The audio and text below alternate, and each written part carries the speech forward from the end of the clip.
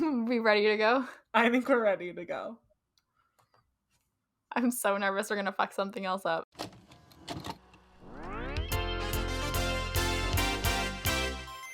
Get home from school, turn on my TV. Who are these friends staring right back at me? Now that we're older, why don't you come over and go back in time with me? 90s babies nostalgia.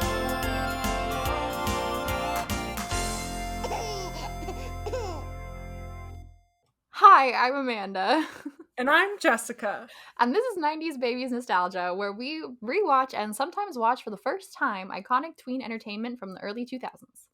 Just to be clear, we are not sponsored by or affiliated with in any way any of the TV shows or companies mentioned in this podcast. We just really like talking about TV. And today, the TV that we're talking about is Even Stevens. Just to be clear and upfront, we've already re-recorded this. This is our third time because this is our first ever podcast, and we are doofuses. I want to also specify that we're starting with Even Stevens because we're doing this from a millennial standpoint where we're rewatching a lot of our shows. The idea came from Disney Channel. We'll also possibly go to other networks depending on how long we do this for. Yep. But Even Stevens was like the first show that popped out to us, and it came out in the year 2000, which is a clean break for us. We're not doing this to further Shia LaBeouf in any way. We do not condone abuse, which he has admitted to doing to multiple people. So we just want to talk about the show. First came out in 2000, has this claymation intro. I like it until I don't. I loved it. It was like 5 episodes for me where I was like, why didn't they do this more? And then the 6th time when he flipped his head back and forth, I was like, skip. I'm done. I can't hear this sound effect anymore.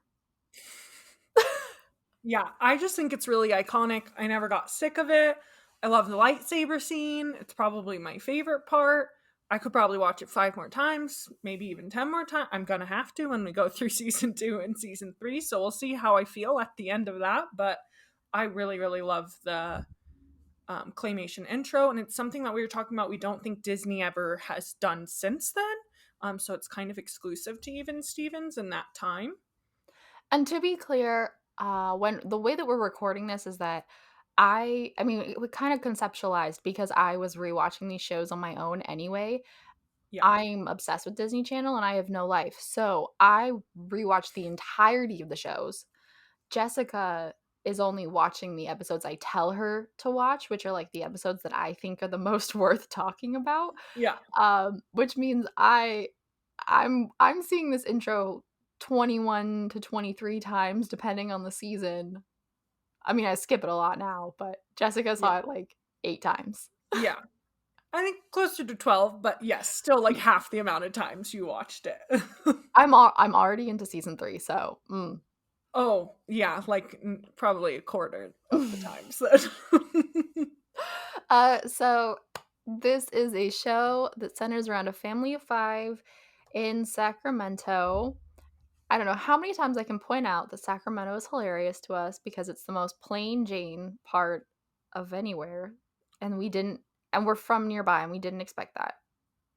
No, neither of us had any recollection that it was based in California, let alone Sacramento, which is interesting because we grew up in the Bay Area, so not too far from there, but I had no idea. It doesn't really seem like Sacramento. Did you ever spend time in Sacramento growing up? No, I actually spent more time there recently now that that's like the biggest city close to where my parents have moved. So now I actually kind of love Sacramento. My parents like always said that it was a boring place with like nothing to do, so I never went. But now when I go back sometimes, my cousins really like going there. They like the historic buildings and like there's a lot of cute little places downtown, restaurants with outdoor seating. So I've been there as an adult. I like never went there as a kid though. Yeah, I feel like I probably went a couple times as a kid, but definitely more recently as an adult. There are like concert venue scene is pretty legit, actually, which, because we lived in the Bay Area, I never, why was I going to Sacramento if I could go to San Francisco? But Yeah. it's Or even just San definitely, Jose gets everything too. yeah. Yeah, there's nothing in this show that like makes me think that it would be in there's no point in basing it in Sacramento because everything's a set. Everything's built. The only reason I could think is maybe because it's the capital of California and the mother is a politician, and so that's how they Mhm. connected it to Sacramento. But other than that, I feel like that would be the only reason. But Disney filmed this on a lot. Like, I don't need to research that to know. Sure, yes. It was not filmed in Sacramento, it's pretty clear. So our family of 5 has 2 co-leads. I did not realize growing up that they have, like, equal screen time. I always thought Shia, Louis Stevens was the main character, and Ren was just there as, like, his annoying sister. But watching it, some episodes focus, like, almost entirely on Ren. I don't know if I made you watch those. Some episodes focus almost entirely on him, and then a lot of shows are, like, an even split between the 2, which I found to be quite interesting and also refreshing because Louis can get, like, really grating on me. Yeah, I think it's actually good balance that they bounce back from the 2 characters. I think that's what makes it, like, so watchable. Because, like, Ren can be a little bit just overachiever, a little bit too much, and Louis can be just too goofy all of the time, that I think the balance between the 2 is what made the show, like, as successful and, like, rememberable as it was. Are you saying they're both annoying? Because I would agree. Yes. So who is our leading man of this? So Shia LaBeouf's the leading man. Just to give a little bit of background, I've never really, like, done a deep dive into him, but he had, like, a pretty rough childhood. Yeah. His father was a war veteran who kind of just, like, jumped from job to job. I know he was a clown for, like, a good part of Shia's early childhood. His father also struggled with drug addiction and abuse, and then his mother was a dancer and a visual artist. So he just, like, really, because of his situation, he grew up rather poor, and that's Mhm. actually what led him into getting into acting. So he started performing at comedy clubs at 10, which I just, like, find hilarious, because could you imagine going to, like, an open mic and there's just this little 10-year-old? Yeah, and I think he was doing, like, adult jokes too, right? Like, it was kinda, like, raunchy, and so they thought it was funny to hear these, like, scandalous things coming out of this tiny little man. Yeah, they describe it as, like, what was coming out of his mouth you would expect from a 40 to 50-year-old man, but it was, like, this little boy, which is pretty funny, but kind of makes sense for him too, I feel. Yeah, started in comedy clubs at a really, really young age. He found his manager through Yellow Pages, and that's how he just started booking things. And I couldn't really find a lot on how he booked Even Stevens, but what I did find was, like, he always, from a very young age, was just very confident in himself. So at the audition for Even Stevens, he was like, "Oh, I booked the role." Like, he was telling other actors, "Oh, yep, this is my role. I've booked it." Like, he was just, like, super confident in himself. So what I'm hearing is he hasn't really changed. Yeah. Correct. So Shia was our little troublemaker, basically a Lewis incarnate, except he was from a broken home as opposed to Lewis is from a much more stable, overachieving home. Yes. Yeah, but really, like, it makes sense he got the role at that age, right? He was 14 when it aired. It started filming in 99, so he would have been 13 when it started filming. It Mhm. makes sense that that type of actor would come in and that's who they would select, because it really is Lewis. Like, he was Lewis at that age. Mhm. And then our leading woman girl, anyway, Ren Stevens, his older sister, Yeah. is played by Christy Carlson Romano, who was 16. Yep, 16 at the time that it aired. Mhm. I didn't realize our characters, Louis and Ren, are in 7th and 8th grade respectively, and I did not realize that for 3 whole seasons, they were gonna be in the same grade, and they really, like, set themselves up for that by making them by putting Ren in 8th grade. They would have had to drastically change the show if they were to age them up because she would be going on to high school, so they really had no choice but to pretend that, like, these kids weren't playing the same age for 3 years. But also the 3rd season, Lewis is in 8th grade. Oh, is he? But they're really? I'm pretty sure, yes. I haven't seen that yet. I just started season 3. But we'll Okay, you'll have to tell me. From what I was reading, it made it sound like they never address the that fact Ren is out of 8th grade, so we'll see. to be But fair, that Lewis does go into 8th grade, which would then make you think she's in 9th grade.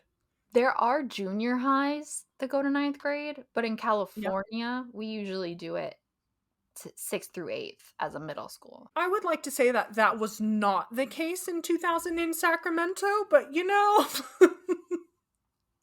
maybe we'll give them the benefit of the doubt. So anyway, more on Christy Carlson Romano. So I didn't realize this, but she was like the little Broadway star. So she did like touring Broadway shows starting at age 6, and then in 1998 she booked her first actual like on Broadway performance. Wow, I knew she did Broadway after Even Stevens. I didn't know she did it beforehand. Yeah, so she truly started on like doing touring Broadway. Like that was her into the industry. And then she started doing films. Her first film was in 1996, and that was Everyone Says I Love You. And then from there she started to kind of do both. So she was doing Broadway as well as film and TV. Mhm. Um Honestly, not a lot on Christy Carlson's Romano's early life. Mhm. Um, I know that she had a lot of mental health issues post Even Stevens, which I think will definitely be interesting to get into on our final, once we do the final episode of Even Stevens, once we watch season 3. I'll Mhm. want to dive a little bit more into that. But fun fact about Christy Carlson Romano, which I didn't realize, is she is the only Disney actor to do 3 projects at once. So she was in Cadet Kelly, Kim Possible, and Even Stevens all at the same time. Good for her. Because Yeah, she was a all of working those lady. are fucking legendary. Those are all Yes, excellent literally. projects to be in. Yeah. Yeah. Um, and just to be clear to anyone listening, we are going to do 1 season of the series that we're talking about per episode of the podcast. So for Yes. Even Stevens, there's 3 seasons, so we're gonna have 3 episodes on Even Stevens. And when we do the wrap up, the final season episode, that's when we'll talk more about like post the show and where they are now. But Yeah. Yeah, um that's why I just didn't want to dive into that because I know we'll get to it. You yeah. guys will just have to wait. And then we have Donnie Stevens, and I did not know his age until looking at this Google Doc that we keep together right now, that he was freaking 24 years old. Nick Yep. Spano was 24 years old, who's the actor who played Donnie Stevens, and I'm Yep. so happy to find that out because have been watching this whole he's supposed to be in high school. He's their older brother, Yep. where Lewis is the goofball and Ren is the overachieving perfectionist. Donnie is like kind of dumb, but very good at sports, very athletic, super muscular. And he's supposed to look it so he's big. Yeah. I vibe with his Zen side though, for being like really into sports. Like weirdly in Mhm. episodes, he has like a super Zen side, which I just like did not remember, and I just loved it. He is pretty chill. He's definitely the calm sibling. He's always like, you guys figure this out. But he just does not look 16 in any possible way. No, They and never I find define it. what grade he's in either.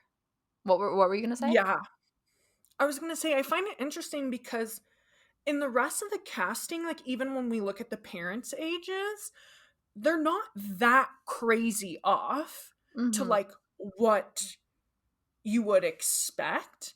And so I found it interesting. He was kind of the most off in terms of age to cast a 24-year-old playing a high schooler. And even if he is a senior in high school and we're saying he's 18, like that's still 6 years older than 18. And for like how big he is, like he looks like a man. He does not even remotely pass for someone who would be in high school.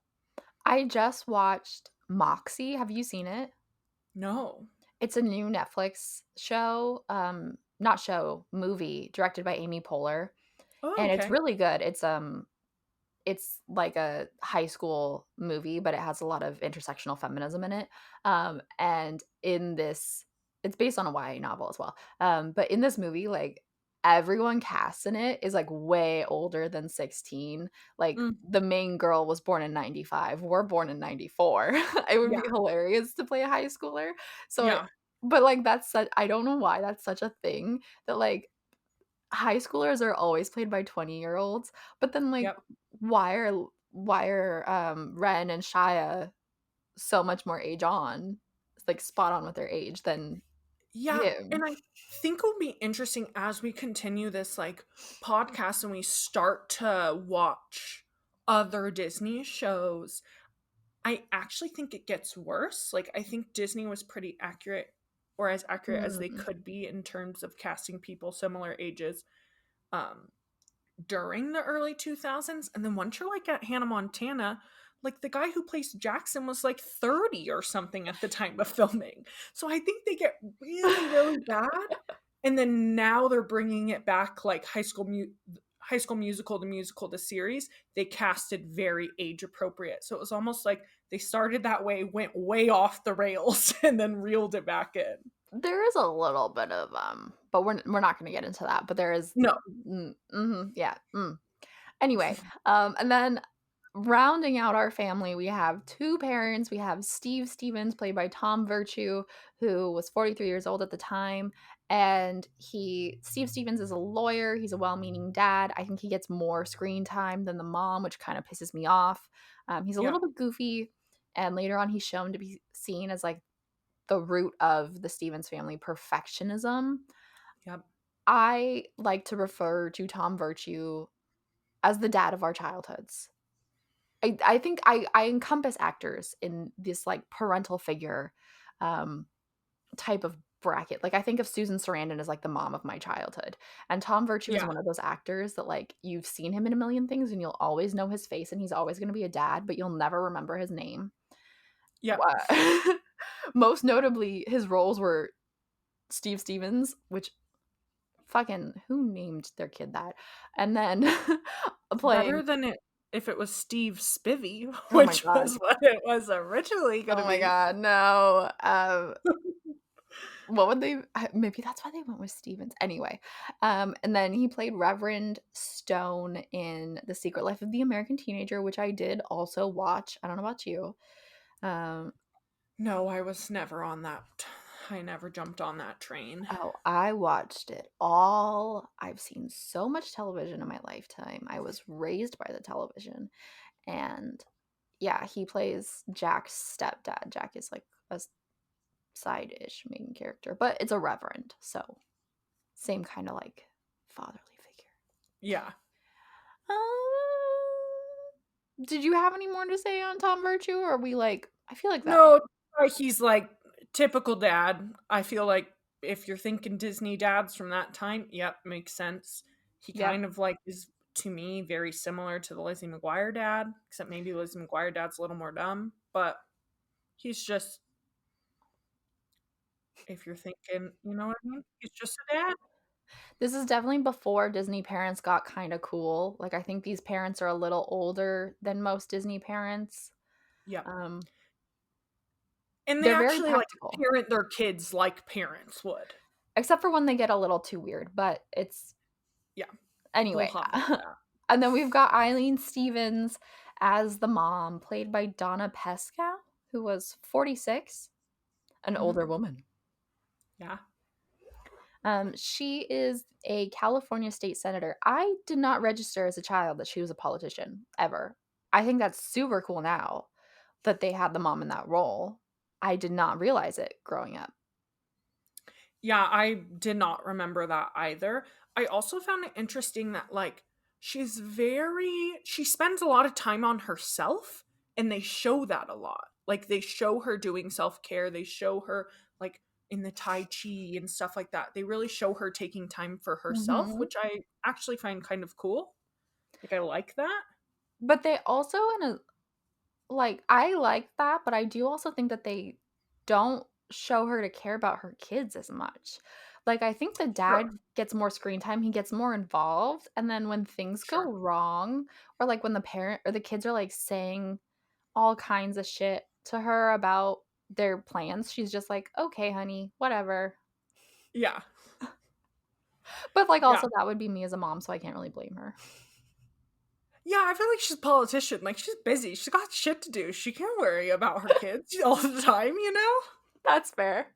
Like It is worth noting that she is a Jewish actress, and yeah. the Stevens family is shown as being half Jewish on their mother's side, which was probably written in for her, or maybe it was like super accurate casting, which would be hilarious. I mean, great, but also hilarious given this is also like the time period when they made Mulan with like a bunch of Pan Asian Yeah. actors. Um, Plus, I don't think we mentioned, but Shia LaBeouf is also half Jewish. I don't think I think I knew that. But yes. So fairly accurate casting, and I feel like the 90s and the early 2000s are when we really got, like, a wave of Jewish representation. Like, we got the Rugrats, Hanukkah episode, we get a Hanukkah episode in Even Stevens, and I just feel like there were so many PBS specials, and, like, I knew about Hanukkah and Kwanzaa as a kid. Like, that's what I knew. Yeah, yeah. Other notable characters as of season 1, there are other people who get introduced later on. We've got Alan Twitty, who's played by AJ Trouth. He was 14 at the time. Great. Lewis's best friend. I totally had a crush on him growing up. Oh my Um, gosh. I have no I idea how can see these that. 2 did you have a crush on him as well? No, I did not. Oh, his hair is so magical. Um, Yeah, it is. I don't know how these 2 became best friends because they are, like, polar opposites, like, Lewis no one likes Lewis, and Twitty, on the other hand, everyone likes. He's good at everything. He's good at sports, decent at school, gets girls. I don't know. Yeah, but I also think because they casted them best friends who were opposite or the scripts were written that way, Mhm. it that plays out in their friendship because they fight a lot, but then they always come back together. And I think that like that's very accurate. If you have two personalities that are so polar, of course you're gonna fight a lot, you know? And it really they play it up. I do also like the diversity of the friend group, not in a real diverse way, but just, like, in a stereotype way between Yeah. Lewis, Twitty, and Tawni, who is our next notable character, because Twitty's, like, popular and sporty, Lewis is, like, a mess all the time, Tawny's, Yeah. like, a little too cool for school, a little gothic, Yeah. which She's like cool punk goth, like yeah, we had more goth girls in the 2000s, and I was into it, or I'm yeah. more into it now than I was probably as a kid, but, Yes, I um, could probably second that. Tawny and Twitty are constantly just, like, shaking their heads at Lewis, like Yes. or helping him, despite the fact that they're all very different. I like that. Yeah, they're very supportive for having like For not I caring. yeah. It's the only way I can think to describe it is I am married to a Scottish man, so I've learned a lot of Scottish terms. And there is a Scottish term that would perfectly describe Lewis. He is a wee toe rag. Like that is what he is a wee toe rag. He's just a little dick all the time, and he can't help it. And it's annoying. But they deal with it. That was the perfect time to drink water. Yeah. Okay, Dottie Dean is played by Margot Harshman. She was also 14. Yep. I did not realize that she's also primarily Lewis's love interest. I thought that she was Twitty's love interest for some reason. That was like my childhood recollection. Maybe I just thought that those two should be together because they were collectively way more attractive than Shia would ever be. Yes, yes. Goth girl who hates all things mainstream, seems to like Louis for who knows why. And then we Yeah. have Larry Biel, who is played by Eric Ty Hodges. He was 19? Yeah. Okay, that's Doesn't he look younger? he actually looks like his casting age. Yeah, I agree. I was surprised. Yes, he's the only person of color in the notable lineup. He's Ren's rival. He's also popular. He's an overachiever. He's seen to sometimes rival Louis as well. He hates all things Stevens, is his whole shtick. He's also not very notable in the first season, but maybe that's just the episodes I watched. Yeah, he's in a few more episodes that I didn't send to you, but he's really like sprinkled in. I was surprised to see that he makes it all the way through the movie because Yeah. and I think he's like not in the first half of season 2 as well. But he is still a notable character that I remembered. I think it's also worth pointing out that similarly to how the only notable character who's a person of color is a rival in the school. In episode 1, we see that Ren's best friend is an Asian girl and that her rival is a white girl, which is also a pilot. Pilots are filmed before like the rest of it's finalized. And then in Yeah. episode 5 is all. Did you watch episode 5? I don't think I had you watch that one. I don't think I did, no. So that one is a Ren focused one about how her best friend's old best friend moved to town and she's like super jealous. And at that point, her best friend is a black girl Mm. named Charlotte. Neither her nor the Asian girl return. Like Charlotte gets her whole own episode, never comes back. And then at the end of the season, we get Ruby, who is Ren's best friend for the rest of the series. And she's white and she speaks like she's from Brooklyn, and I don't know why. Yeah. Because didn't you look it up? Isn't she from like the actress is from like Indiana or Wisconsin or Illinois. Illinois? I knew it was one of those. Yeah, she's a little Barbara Streisand. Despite actually, she's literally played Barbara Streisand on stage. Oh, she has? Yeah, That's looks too and funny. sounds like her, and yeah. So the series focuses primarily on Louis and Ren in Yep. junior high, struggling with family pressure, crushes, bullying, etc. Yeah, all your common like middle school and I would even say high school themes of shows at that time. They Mm-hmm. kind of hit all of them. Even though they share a lot of the same issues, could not be more different. Ren is like incredibly type A, overachieving. Louis is the biggest goofball in the world and could not be bothered ever. Something I do want to say on that though is like even though they are so opposite, something that I actually do remember from watching the show and I was just reminded of it rewatching it is I love their sibling relationship Mm-hmm. because they constantly are getting after each other, but like the love is always there. Like you can tell they actually genuinely care about each other and they always end up coming together. And even like going out of the way for each other sometimes. And I just think that was really sweet that they highlight, yes, the competition between the two of them, but also that like at the end of the day, they really do have like a true sibling love. I actually didn't remember that, and I did really appreciate it watching it now. Mm, I felt like growing up, the series highlighted sibling rivalry a lot in a way that, like, a lot of parental figures and adults and media tend to normalize siblings fighting almost to like an abusive point.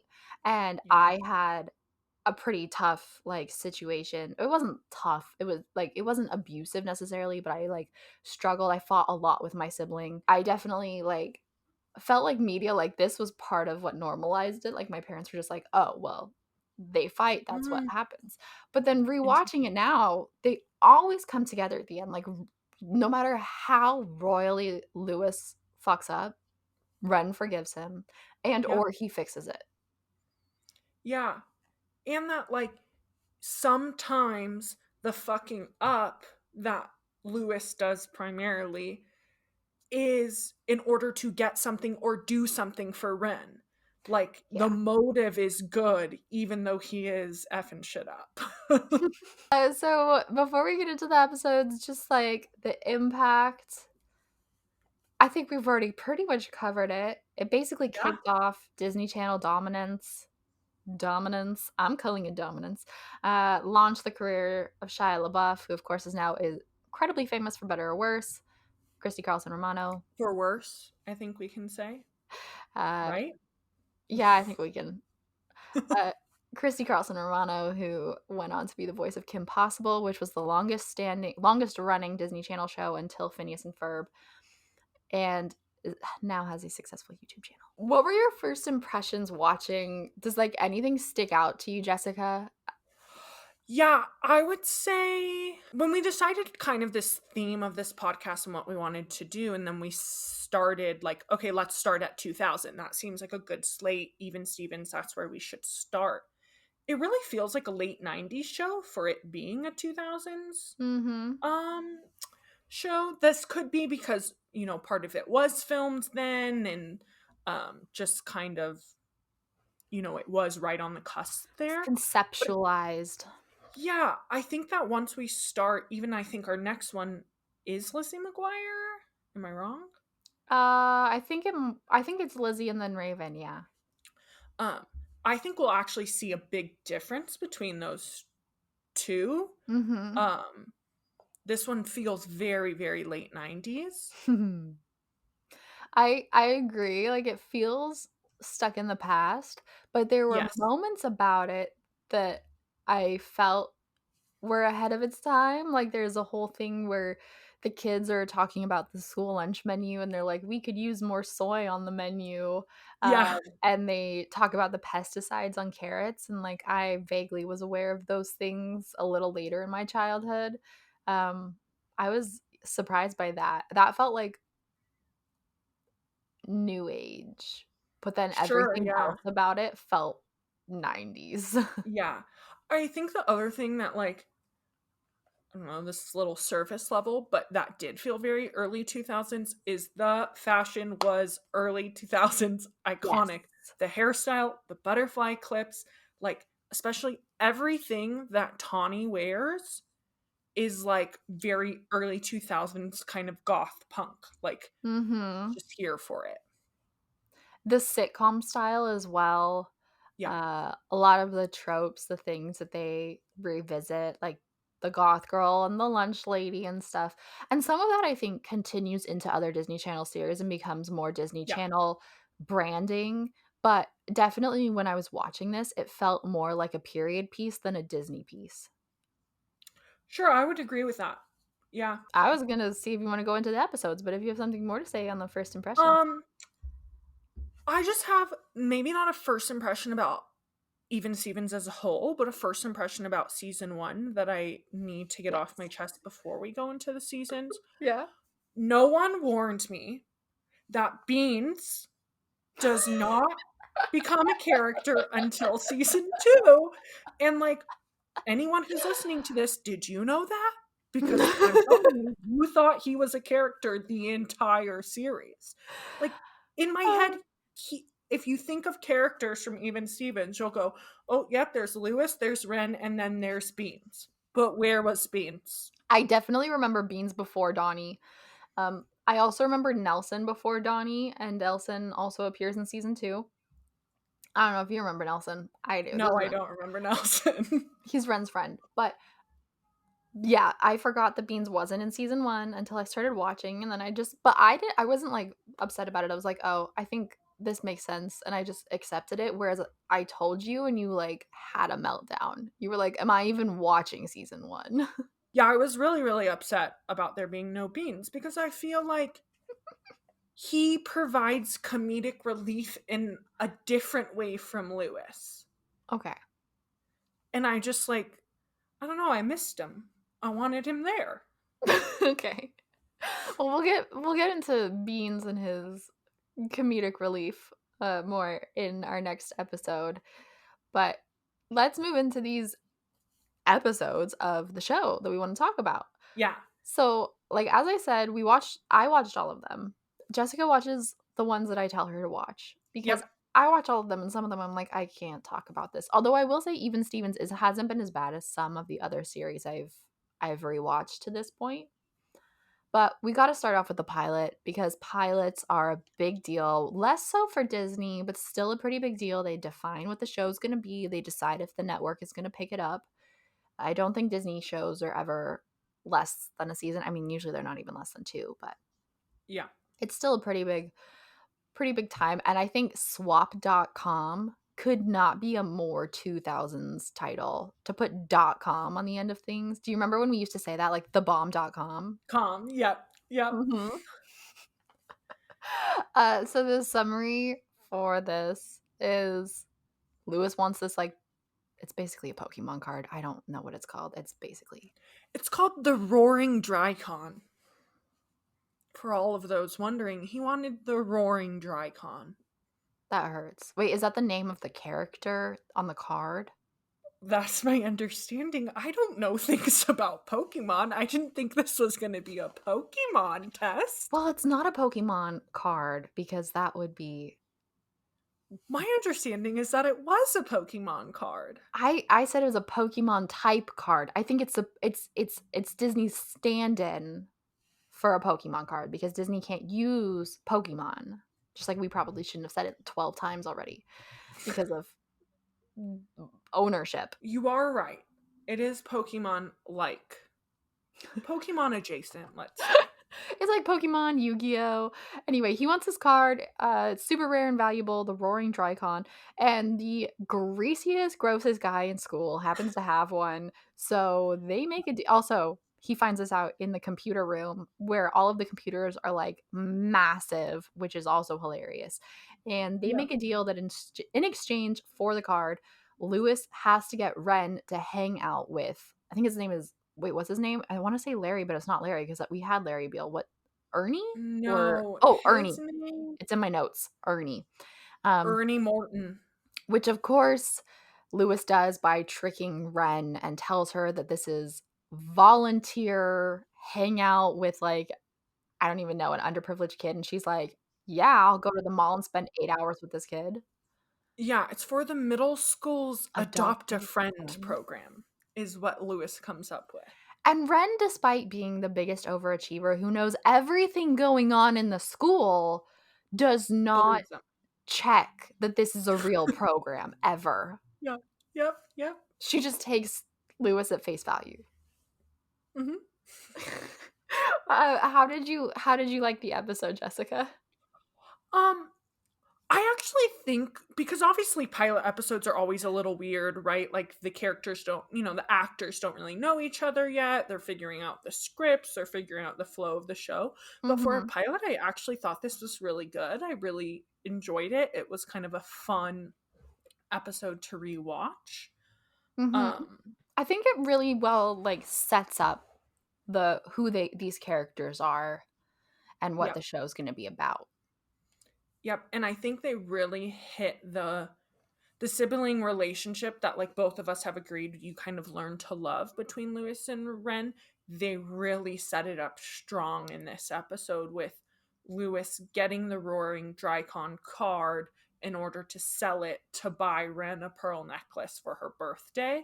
I think they, that kind of really sets up that they do love each other, even though they get into all of these shenanigans. So I think for a pilot episode, it was pretty good. Yeah. It's the only time they ever film offset when they go to the mall. And it's a very classic mall cut of people just walking around an empty mall. Who knows when they got to film it or where.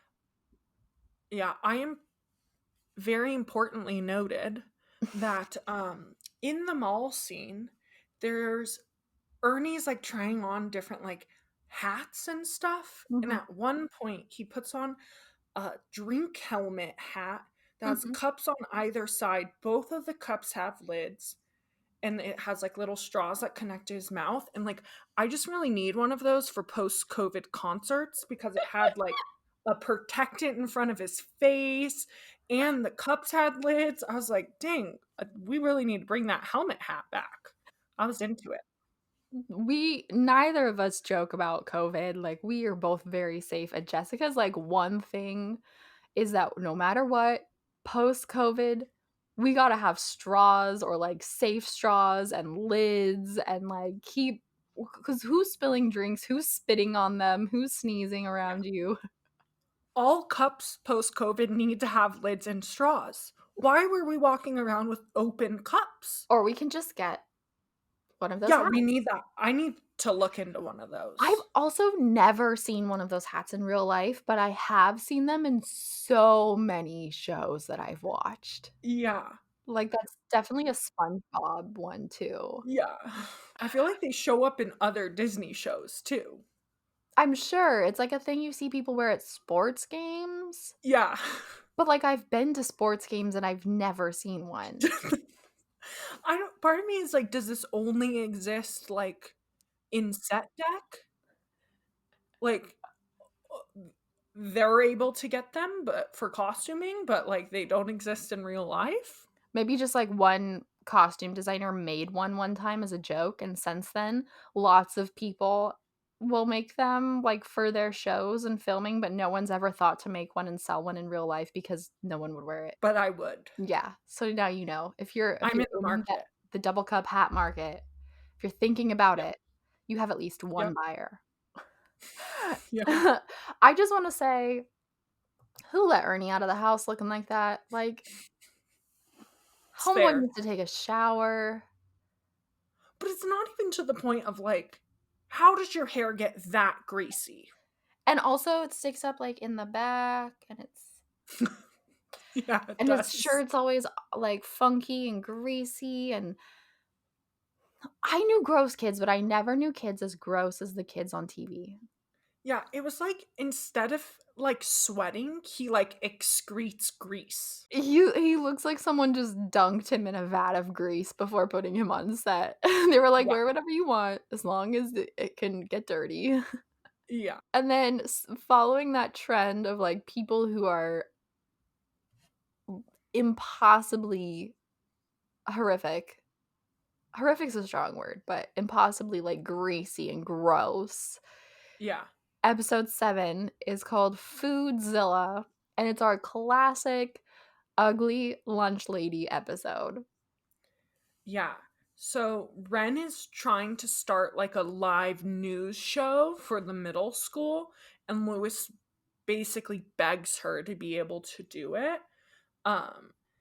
And he decides to interview the lunch lady, but he has no preparation, doesn't tell the lunch lady in advance that he's interviewing her. And it basically turns into them harassing the lunch lady. They start calling her Foodzilla, which I have a lot of problems with, but we can get into that. And she ends up quitting on the spot. And so Louis and Ren feel really guilty and end up going over to her house and giving her a makeover. But she never ends up coming back to the school. Mm-hmm. Oh, and she like randomly yodels. I think we should include. She is a yodeler. Yep. And she marries the janitor in Vegas, who Yep. falls in love with her after she gets beautiful. I want to call this trope time. Like a little. I'm workshopping the name here, but yeah. If any of you guys have a better idea than trope time, let us know. Because I got nothing. But trope time. Yeah. If you don't know what a trope is, it's like a commonly overused word or device, particularly in fiction, and this one in these shows, the ugly lunch lady. I have never known an ugly lunch lady. Every lunch lady I've known has been kind and lovely and a motherly figure, and I don't know why everyone's decided that lunch ladies are so ugly, and why did we vilify them? Yes. Because also, like, they're not getting paid enough. They have a really hard job, and they're providing you something you need. Like, so I don't understand. Yeah, and they're shown to be like angry and not friendly, but lunch ladies are literally there because like they Most of want the time to because be their there. kids go to the school. Yeah, like, my mom was a yard duty at my elementary school for a while. It's a Yeah. similar kind of thing. You don't need to be there all day, so for a lot of moms, it's just, like, a way to be around your kid and help out at the school. Yeah. Well, we had a friend in um high school. Yeah, her mom was a lunch lady in middle school purely because they had to commute an hour and a half into the middle school and it didn't make sense for her to go home and then come back. So she got a job being a lunch lady. Like that's a normal story. Like lunch ladies aren't, as you said, like they're not ugly and evil in real life, but in TV they're consistently portrayed to be that way. Mhm. I don't get it. I don't know why they did it. It's an early episode. I also Yeah. don't love a makeover. It does have a food fight, which is classic. Yep. Um, and it has does it have Larry Beal? I just feel like they, like, had Larry Beal on set for 2 days, maybe only 1, and filmed every episode he's ever in just in the cafeteria because he's, like, only ever seen in the cafeteria or the track. Very Yeah. rarely in the classroom. Yeah. My biggest problem with this episode is what middle school has budget to do this? Like, no middle school is like, yes, we are going to invest all of this money so the students can run, unless it's a private middle school, can run a like live interview TV show, especially in 2000. Let me just warn you, it gets worse. This Oh middle school no. has all the budget. I don't know Yeah. how. But yeah, this is the one part where I believe that they're in Sacramento because they are incredibly suburban and also their school is super well funded. Like I never had a computer room at my school. I didn't have a news show. I didn't have most of the stuff that they have. Like we barely had dances. Yeah. And we're from San Jose. We're not poor. No. But like no public middle school would have budget to do this. It's just not like that's not happening. Unless they had our budget and like a third of the students. Sure. I really liked the next episode and Jessica like made a thing about it when I showed her all the episodes and she was like, "I don't have to watch anything between 1 and 7." No, the middle of the season's the best. Screw the Yep. first few episodes. Yep. We're on a family picnic, which is episode 8, where the Stevens family is competing. At first, I swear I was watching it and I thought that this was going to be like the Stevens family picnic was like their little Stevens clan, their immediate family versus other members of this like extended Stevens family. Like that's what I thought the picnic competition was. And then they got to Oh. it and it was just it's a competitive picnic against other families at their dad's work. Their dad is a lawyer, so I don't know how many families he's really working with. Like that's kind of weird to me. Like law firms usually aren't that big, but whatever. Maybe he works for the state and it's like police families too. Anyway, and this is where we really see that the dad cares way too much about winning when Donnie gets injured and Louis has to fill in for him for a rowing competition, which, he's scrawny. He's well cast for a 14-year-old. He Yeah. is not athletic like the 24-year-old brother that he has still in high school. So he drills a hole in the other person's boat. And when he feels guilty, has terrible dreams about it, he fesses up to his family. It turns out all of them did things to cheat, except the mom, but she like hurt a squirrel along the way and she thinks that that's bad. And that's like my favorite line. Yeah. Didn't Did she you say remember she that? hit it? She punched it. Yeah. Cause it She was like punched the squirrel? Ren was like, I used a store-bought crust in my pie competition, and I don't remember what Donnie did. And then the mom's like, I punched a squirrel in the mother's tree climbing competition, and I don't know, but I think that's pretty bad. So at the beginning of this episode, we see Louis mowing a lawn. And Mhm. then the episode is how he ended up getting there. And it's because at the family picnic, he sabotages this other kid by drilling a hole in his kayak.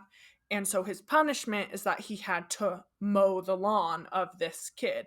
And so I do think that's something that comes up in Disney a lot where the first scene that you see, the first minute of the episode Is the is punishment? basically a flash forward, and then the episode is how did we get to this point? I don't even recall that. Was that like did he give a little like, this is how, like, this is what happened. I didn't mean for it to get this far.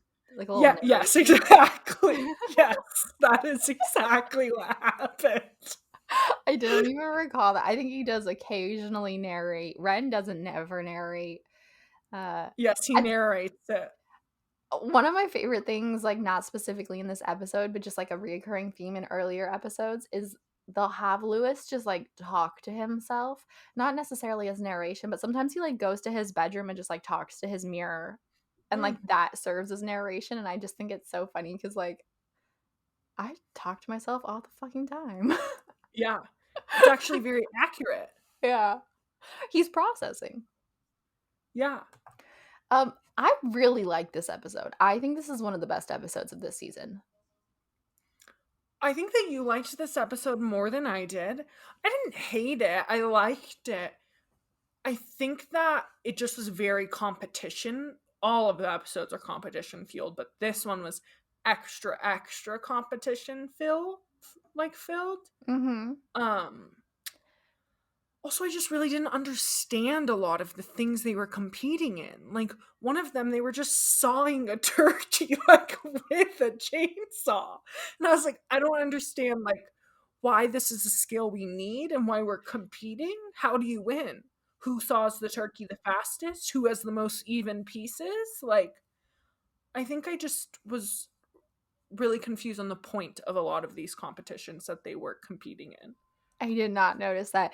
In my defense, I watch while I'm like, I mean, part of how I get through all these is I'm doing stuff. I'm like cooking and cleaning, and I think I was cleaning while I watched this one, maybe. I don't know. I don't recall them sawing a turkey. That's Okay. Also, though, which I don't know, maybe I'll decide I want to edit this out, but I'm going to say it right now. I was like very high while watching most of these, and I caught that detail, but maybe because I was very high, I was like, why the fuck are these chainsawing? Not like sawing, like electric, like this is a chainsaw on a turkey. I didn't get it. I don't know. I also think this is I like the competition aspect. I love anything that grounds characters. I think this episode grounds the characters, finding out why they're so uptight about like being the best at whatever they're good at, and why Louis feels so left out. Like early on we see him with his friends and they're like telling him to get out of the picnic, and that his one like value that he brings to the family is like his funky little leg waddle that he does when he like carries the eggs as one of the competitions. So which is like just comedic. It's probably kind of effeminating for him. Or emasculating is the word that I wanted there. Emasculating. Effeminate and emasculating. So I like that it gives you a little more backstory. But I feel like there are family competition episodes in a lot of shows, and I've never known anyone who does that, except for I have this like very distantly extended family in Norway, and they do that once annually. They do like a little competition day. I partook in it once, the one time that I met them. It's but like it was like they watched an American sitcom and were like, this is a thing that we should do. I've never known any family to do that. Yeah, I've never heard of an actual family doing that. Like, it's something you do at camp, but it's not like a family thing, you know? Or a work-related thing. My work would never tell you to bring your family in. Well, one of my works, we had a family picnic every year, but like, that's like, they would have like kids' games, and then they would also have like cornhole, and like it was more just a let's all hang out and eat food outside to work and bring your family and let's just have a fun day and work's gonna pay for it. But it wasn't a competition. That one guy's hot though. Oh yeah, from the other family? Yes, I agree. He's like Australian.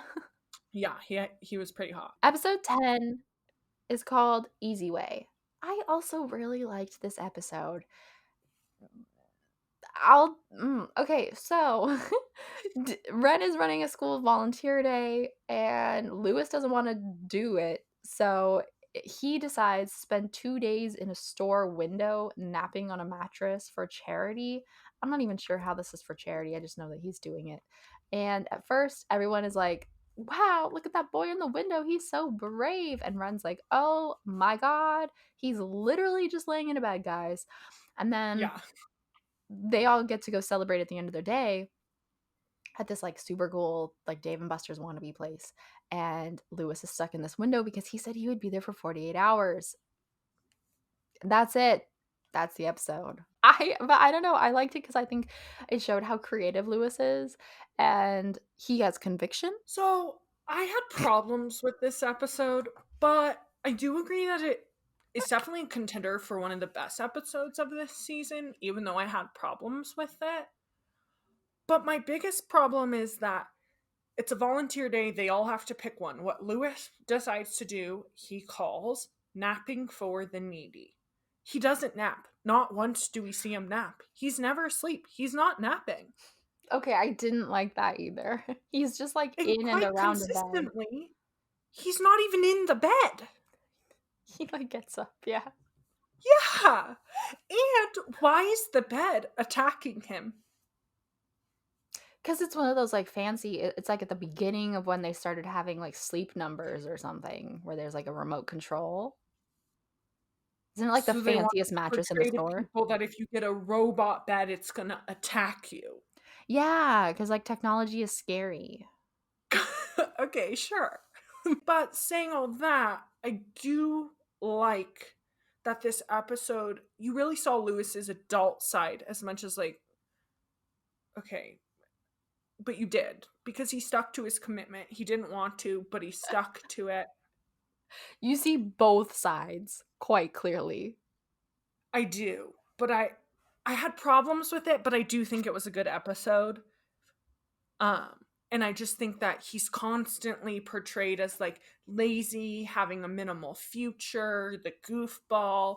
And this episode actually showed him as someone who like sticks to his commitments. If he says he's going to do something, he follows through, even if he doesn't want to. And I think like seeing that like added some really strong character development for Louis that we hadn't seen yet during the season. Yeah. I also made you watch it mostly because it's the first time we really see the romantic link with him and Tawni. It's our first Yeah. guest star, who is Johnny Tsunami. I forgot his real name. I wrote it in somewhere else in our doc, and I don't feel like scrolling to it. I'll tell you later. But Johnny Tsunami, the DCOM actually came out, which is Disney Channel original movie for any of you who don't know. Came out in 1999, so he's really like bringing some star power to even Stevens in its first season. He has like 4 or 5 episodes throughout the whole 3 series, and he only ever pops up when they want to progress Louis and Tawni's relationship, and he's like the hot guy who also flirts with Tawni. The actor's name for Johnny Tsunami is Brandon Baker. Thank you, BB, who I told you is not Hawaiian. No. I think a shock to us all. But not really. But I think because he's portrayed us so, we just all believed him to be. Yeah, if we're talking about the Jewish representation being accurate, let's talk about the fact that Brandon Baker is Filipino and white, playing a Hawaiian guy in multiple movies. Okay, we talked about it. Let's move on. Yeah. This is where you first like see Tawni like Louis, basically. Yeah. And they flirt in a very like middle school way, which I found very endearing. Like Yeah. it was accurate to how you would flirt at that age. It's cute. I'm into it. It's cute. I didn't Yeah, realize that they liked each other like when we first started rewatching, but I'm into it. The next one was episode 12, which is Deep Chocolate, which the school is selling chocolate for a fundraiser event, and Louis and Twitty's like team up to sell the most bars in order to win a scooter. They both end up over ordering the amount of chocolate bars. They both ordered the correct amount of bars for their combined sales, which doubles their amount. Yes. And so they end up having a huge fight and decide to sell their chocolate bars on their own. Twitty ends up just dominating the competition, and Lewis's bars all get melted in the garage. Mm-hmm. But Twitty does end up winning the scooter, which I think is important to note. And they do end up having like a little moment where they decide to become friends again, get past the silly chocolate competition. Yeah, it's the first time we see them fight a lot. I hated the fact that Louis just gets out of it. All the bars melt because Donnie takes a super long shower because Donnie's super into self-care and he takes No, off whatever he didn't safety. take a shower. He wasn't taking a shower. He turned up the boiler He so took off he the could safety valve. steam himself. He Yeah. was just sitting in, having the shower run, wasting water, sitting in the bathroom steaming. Another reason that this is not from California properly. We don't waste water in California. We are in a drought all the time. Yes. No, he takes off like a safety valve that I don't even think is like a thing on a boiler. Maybe it is. I don't know. I'm not a I don't know. home person. And the chocolates are in the garage next to the boiler. I like that there was like the tiniest bit of foreshadowing when they first get all the chocolates and the dad is like, "I need my parking space back. Get them out of the garage." Uh I thought that was kind of cute that he said that and then later that was Yeah. why they all melted, but I hate that Lewis gets out of this by just all the chocolates melt. For some reason, the sleazy chocolate seller keeps showing up at Lewis's house. Like it's Yeah. just like common knowledge where Lewis lives and he's like bros with them. He's Yeah. creepy, and when he shows up, happens to show up like as the chocolates all melted or afterwards or something. And the Yeah. dad like threatens him because he has a creepy business and he hasn't been giving the schools their proceeds. And then still pays for the chocolate. So Lewis didn't have to do any work. Lewis just like Yeah. got his feelings hurt for like a day. I think my bigger thing, which we didn't really note in the summary, but a side plot, is that Ren wants her own phone line. So in order to get her own phone line, she can't, they use the words put down. She cannot put down Lewis for 17 hours or What words something. would you use? Probably bully. I think they said she But can't say anything mean about him. yeah, or say something mean, sure. But here was my issues. All the time she went to say something, and I'll give a couple examples to Lewis, and then the parents would give her like a glaring look so she would catch herself and stop so she could get her phone line. They weren't put downs. Like, and she wasn't saying something mean to him either. At one point, she said, "Your pants are on backwards." And the mom like looked at her all like, "Hey, you can't say that." And I'm like, his pants were on backwards. Like, she wasn't being mean. She was just stating a fact. But what if it was Like, a stylistic choice? What if that's just who Lewis wanted to be that day? which is great, but still to say she wasn't being mean. She was just saying your pants are on backwards. I do recall a lot of them being like factual things. Yes. You have more that you wrote down?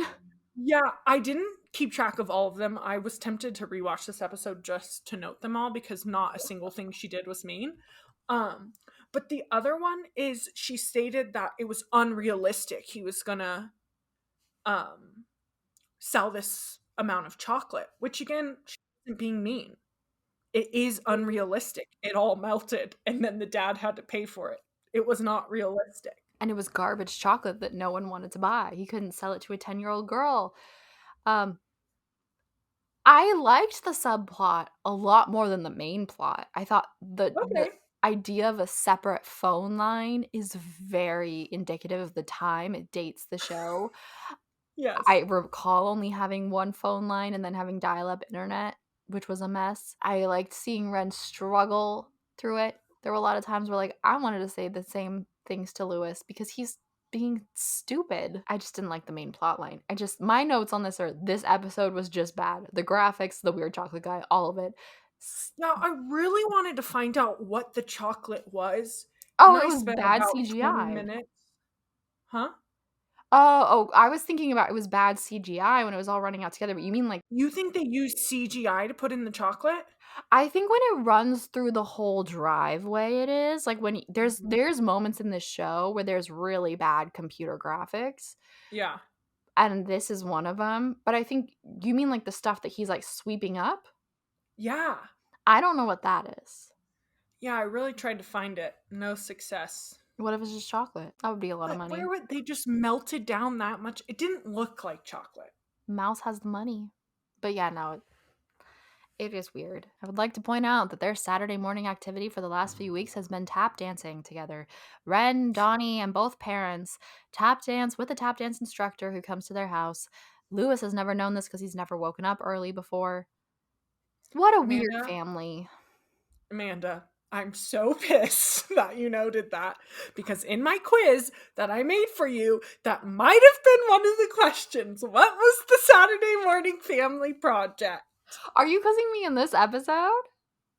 I don't know. Do you want me to quiz you in this episode or do you want to wait till the end? Well, I mean in this episode of the podcast. Yeah, up to you. Maybe quiz me next episode. I'll have forgotten. You'll still know it's a tap dance. Don't tell me what the... Okay. Episode 14, Battle of the Bands. And I'm going to put trope time because Battle of the Bands was such like a thing at this time. Yes. We have a whole movie about it called School of Rock, which is the best freaking movie of my childhood. God, I was so into that movie. Yeah. And subsequently bought Green Day's album at the time, and my parents took it from me, told me I could get it back when I was 40, even though I bought it when my mom and brother were in the store with me.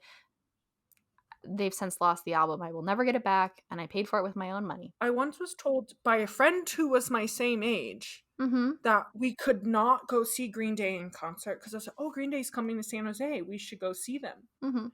And her exact words, which I'm sure is the same sentiment of your mother telling you you cannot listen to it, was, "Jessica, we cannot go see Green Day in concert. They're devil worshippers." And we will leave it at that. Mine was not that bad, but that's amazing. So, Yeah. Okay, not nearly as like iconic as Green Day, but this Battle of the Bands is Twitty's had this band this whole time. We've heard about it. I don't know if you've heard about it in any of the episodes you watch, but he has mentioned it in like a couple episodes beforehand. But you don't see it until this one, and it's the Alan Twitty project or experience or something. I'm super into it, and it has an audition to play at a party. And Ren wants to go to this party, but Donnie says no. He's putting his 24-year-old foot down because she's too young. But Louis would go because he's the manager. So she joins the band as the singer, which of course causes tension with Louis. He leaves. He creates his own band using his other friends. And in the end, neither of them get to, and they all join together to make one mess of a song. Yep. And do you remember the name of the song? No. Sacramento Girls. Oh, yes. Yes. They say, yeah. Sacramento. Sorry, Disney, don't sue me. Yeah. We probably can only sing less than 4 seconds or something. I know there's at least one more Battles of the Bands episode in another series. Like, I think Hannah Montana has one. Yep. So, I like the confidence with which you said that. I'm pretty sure it does. Yeah. And then, the second one is that this is Christy Carlson Romano is not often credited as the prototype for, like, the Disney Channel singing But actress. She is. Yeah. No, I agree. I didn't realize that she sung as much as she did because even in the episodes that I watched, I think she sings 3 or 4 times. Yeah. Before this one, there's a talent show episode, and she sings a bit in that. She's going to do opera singing.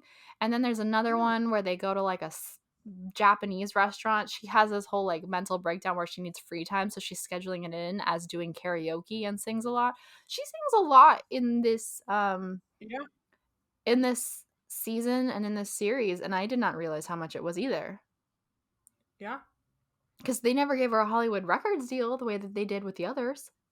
No, I think she, like, what is that saying? She walked so Lizzie McGuire, so Hilary Duff could run. That is what happened. That's fair. I also she's a good singer. I will never sing like her. But I have a thing about people who are clearly classically trained trying to sing pop. My brother Sure. did it. It bothers me. Yeah. You know, just because Well, Ariana can sing like she can doesn't mean she does it in her music. yes. I also think it makes sense now that I know how much that she really got her start doing Broadway touring, that they did use that to their advantage in the TV show and did have her sing as much as she did because she had that skill set. So it's like they probably wrote it in for her to sing, you know? That is true. I'd say like a lot of these actresses didn't really have singing experience before the shows, Yeah. but she's one who really did, so they wrote it in more and then it Yeah. maybe became a thing. What is this? I don't recall this, but you wrote a note that there's a stereotype that girls just go dumb when they have a Yes. crush. They really portray Ren when she's crushing on this guy to just go stupid. Like, she stutters, she can't complete her sentences, she doesn't make sense. And it's Mhm. like girls don't just go stupid when they're flirting. Like, we are able to form sentences. Like, I just didn't like that their equivalent of Ren having a crush and Ren flirting was her just like not being able to speak coherently. Yeah, she's like, "Oh, do you like the juice? Let me get Yeah. you more bacon." Yeah. Yeah. Yeah, me too. It's like gruel, like from Mean Girls. Cruel. Girl. This one wasn't gonna be on our list until I got through all of them, and I was like, you know what? I can't ignore this because it's bad. So, Jessica, please tell me about episode 15, Heck of a Hanukkah.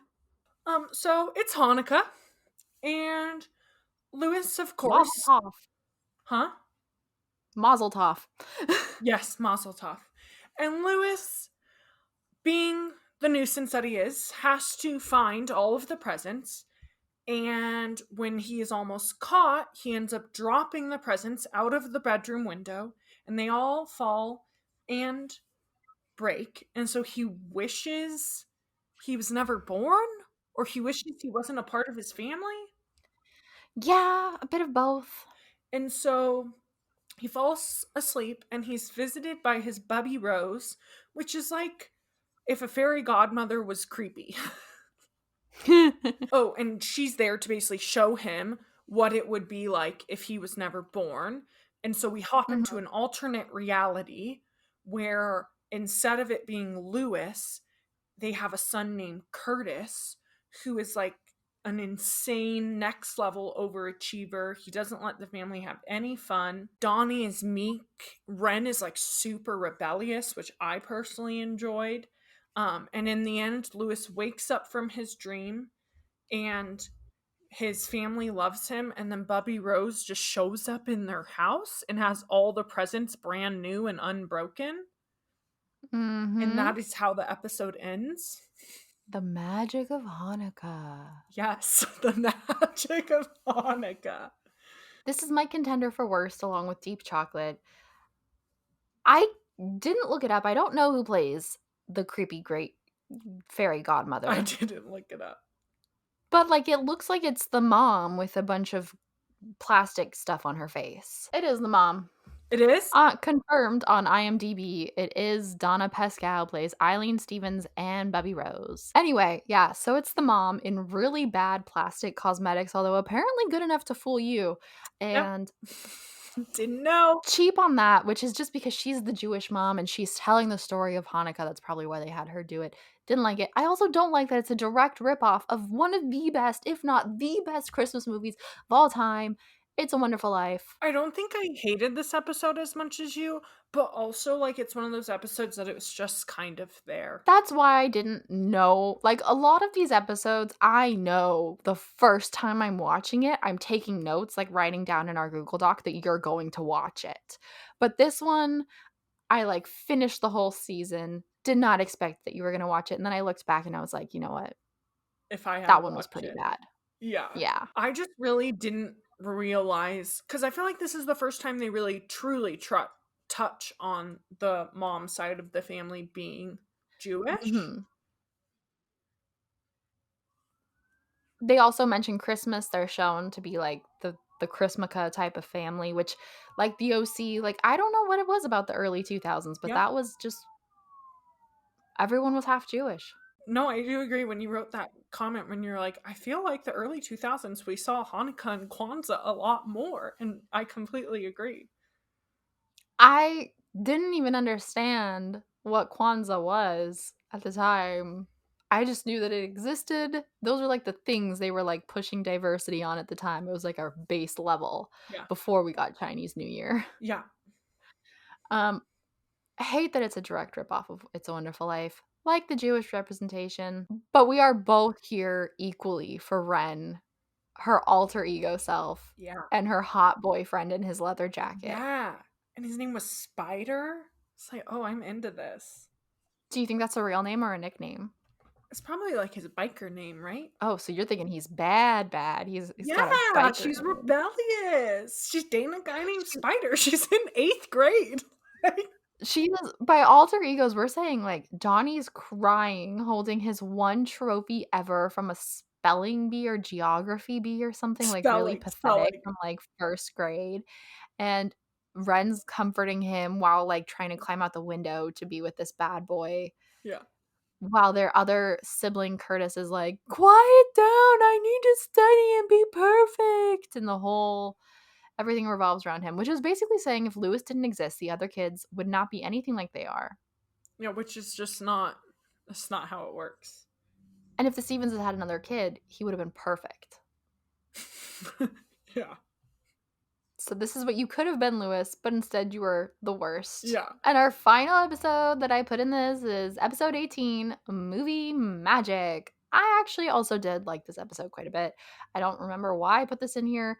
I think because, oh, I know why. Because we see more of Tawni and Louis. And I honestly make you watch all of the episodes of Tawni and Louis because it's the only like series long plot line really that you see. Like, you could watch any of these episodes out of succession and not really notice it except for their developments.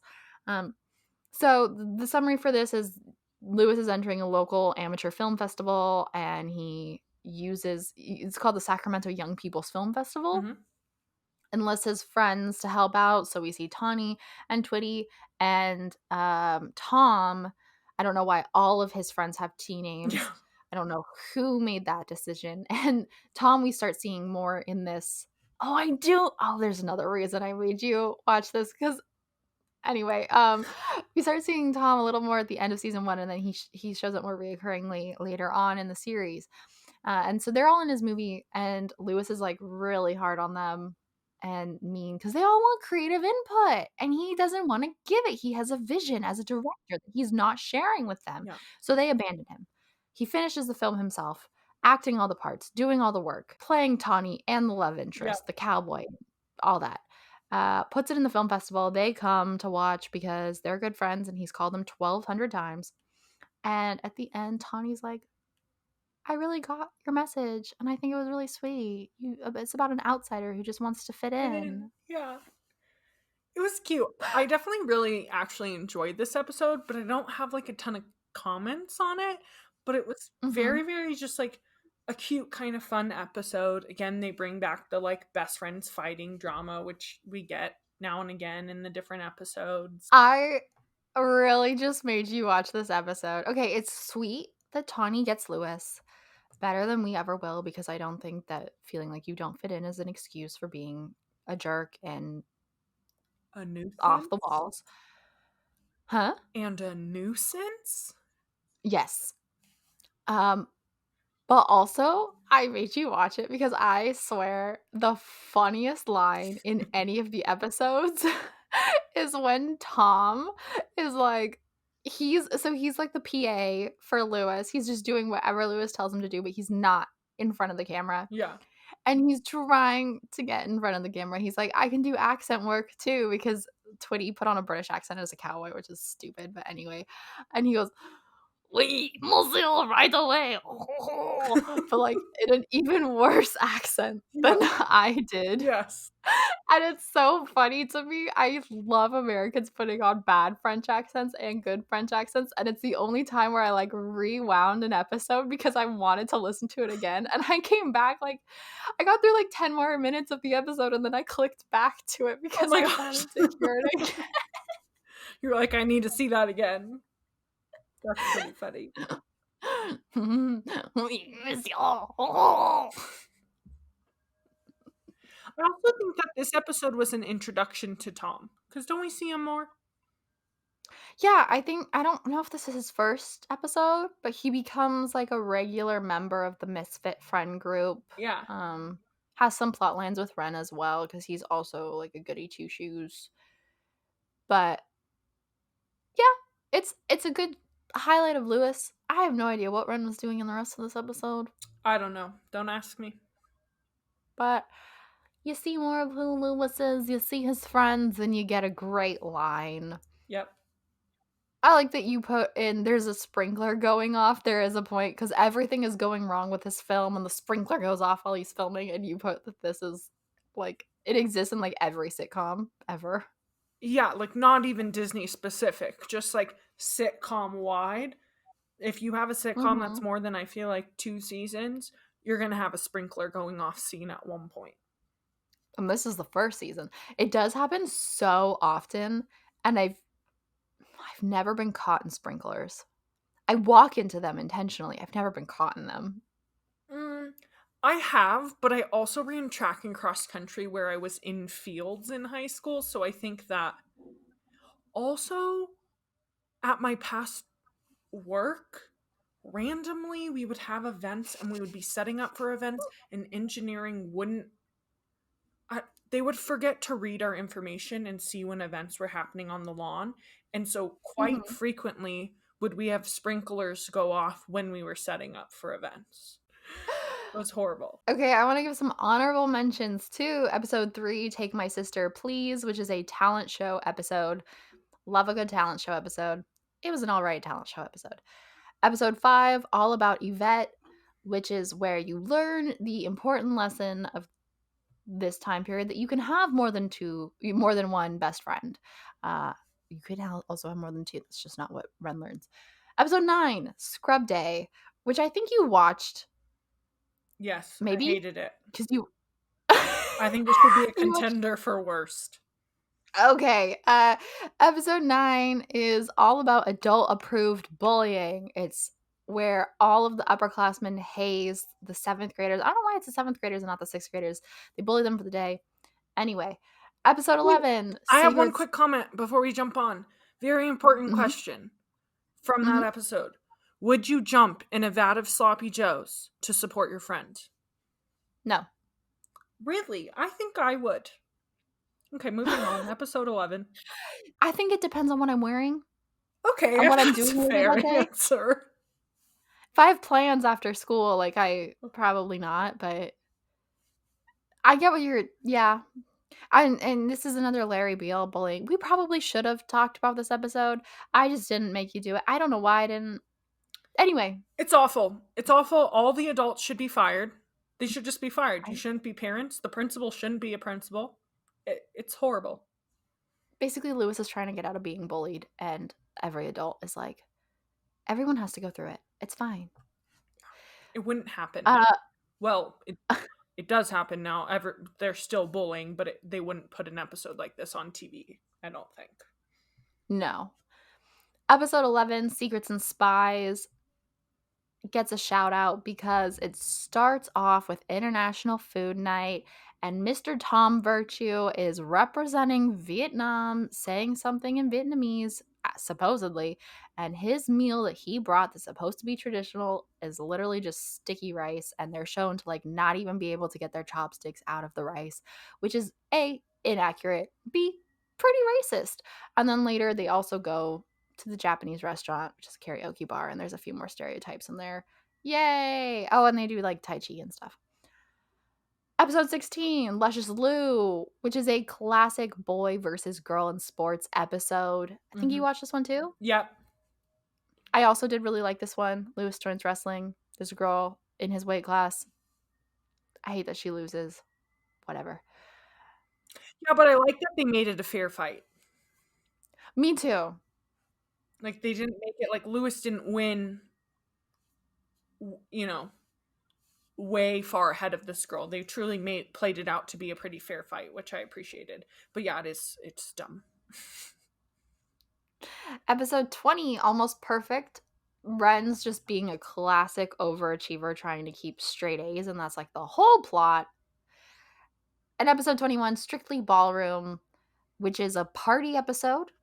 It's a cooler party than I've ever been to. And it gets a shout out specifically because Ren has that early 2000s incredibly crimped hair. And it's atrocious. And her best friend Ruby says that it's great. I think that covers like the highlights of the season.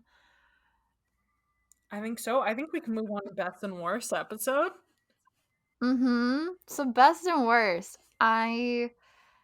My best contenders, I had Family Picnic in there.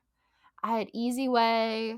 I You added in added Almost Perfect because I just really liked that episode. I don't remember Almost Perfect. What I just read to you about it being classic overachiever keeping straight A's is because I wrote that in, and I think I put it as an optional for you because it was decent and it was like Yeah, I really liked seeing it. like the pressure on Ren or something. But tell me about it because we need to decide which was the best episode and I don't remember it. Okay. This one, a hot water pipe was leaking into Louis's locker. And so he's given like a closet and he becomes like an interior decorator almost and like turns his locker into like a pop and party. And then Ren wants to become like student of the semester for like so many semesters in a row.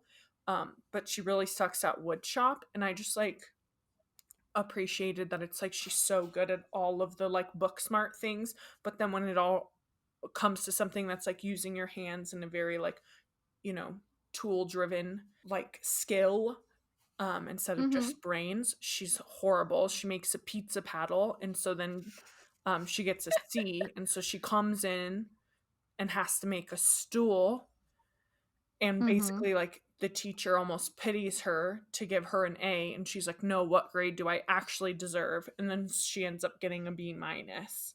But I don't know, I really liked the interactions between Ren and the woodshop teacher, and I just like loved Louis becoming this interior locker designer. I did like the messages of the episode. I remember this episode vividly now. I think I thought it was season 2. Okay. The whole woodshop thing. Yeah. It's Ren learning that she doesn't have to be perfect, which is a lesson that she learns from talking to Louis. They have a cute little conversation on the stairs where he says like what's wrong with being normal. Yep.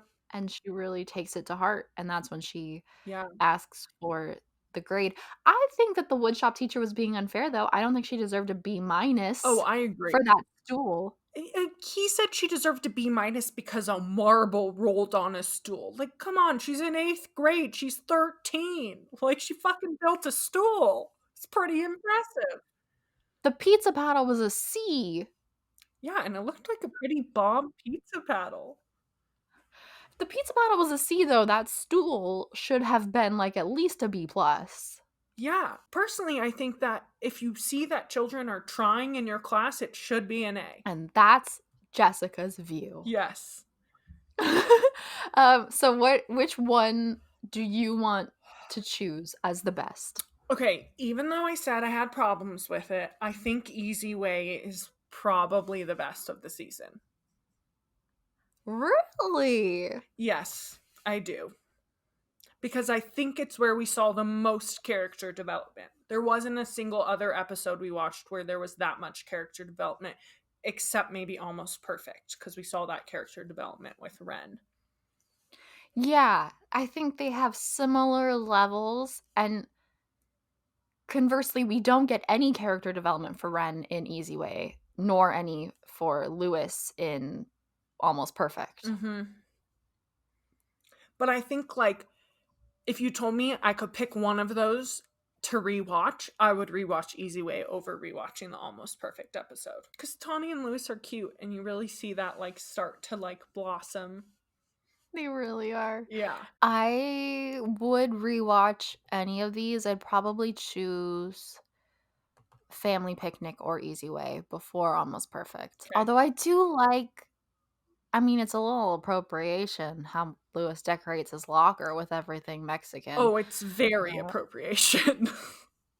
And his like defense of this matador painting that was $8 at a gas station. Yes. The It's not okay. mariachi band.